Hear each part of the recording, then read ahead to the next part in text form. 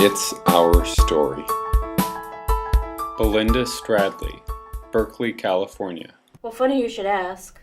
My job at my current job, I've had so many, but is fundraising at CIL. So our fundraising team here at CIL, we're with Leela Davia and Jan Garrett, and we're constantly talking to funders about what the needs are, and that there still are important needs.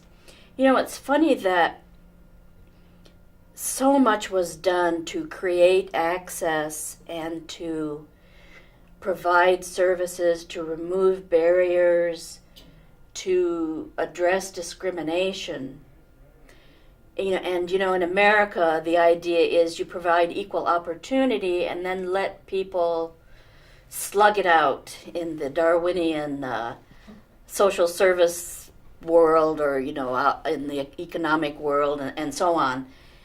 And so I think maybe a lot of people see it that way, that what more could people with disabilities want? Now they're with us. We had to get used to it. They're beside us on the buses, beside us at work. Well, isn't it over? What more do you want? What do those disabled people want? Well, that age is of dramatic change is behind us. But 78% of people with disabilities who want to work and can work are unemployed. And the business community, you're not all bad, but so much of the business community does not like access laws, hates access laws.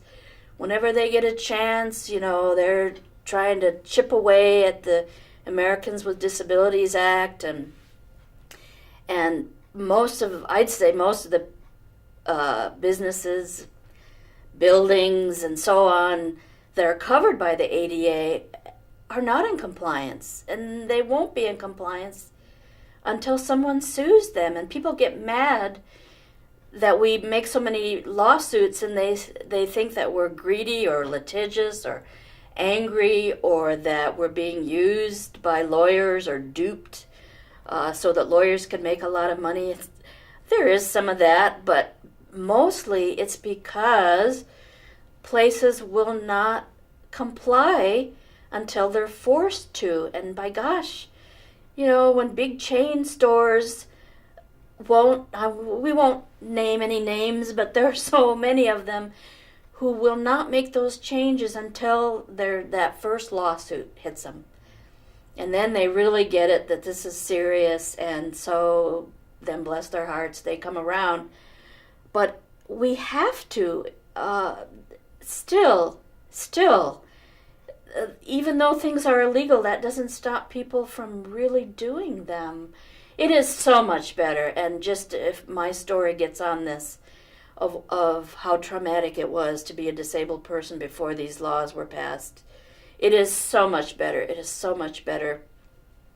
But it's also still, it hasn't been that long.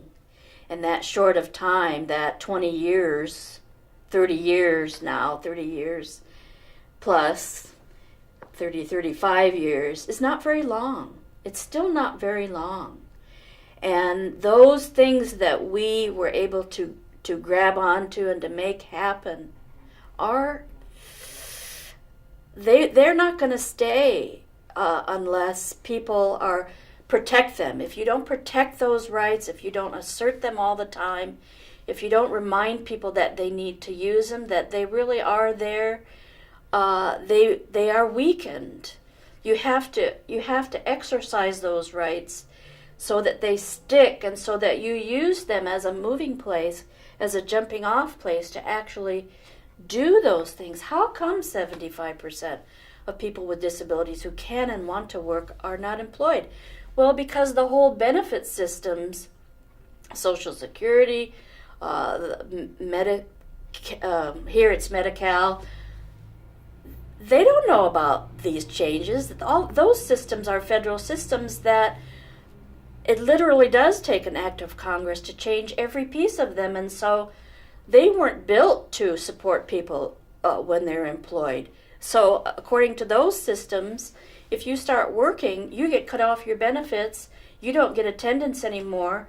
Attendant money. You don't get medical care. But gosh, employers have insurance programs that won't cover pre-existing conditions. So if a disabled person tries to go to work, they could lose all that. And then where are they? They don't have benefits. They're not employed. They are amongst the homeless.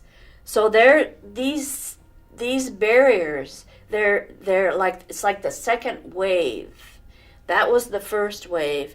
Now there's a second wave of changing people's minds, of educating them, of disabled people having to live the experiences to find out where it doesn't work, to find out what they need, and changing the system again. The system doesn't change itself for us. The system still does not change itself unless people with disabilities are finding out what the problems are and working on it and working together. And so that is the new, and this is what we have to explain to funders. And once, they have people explaining it, not only people with disabilities, but our allies in the non-disabled world.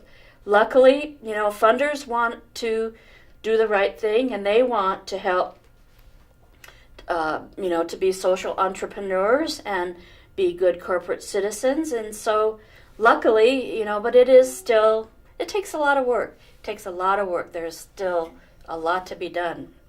The It's Our Story project is a national effort to make disability history public and accessible. Visit us at www.itsourstory.org or on the It's Our Story project YouTube channel.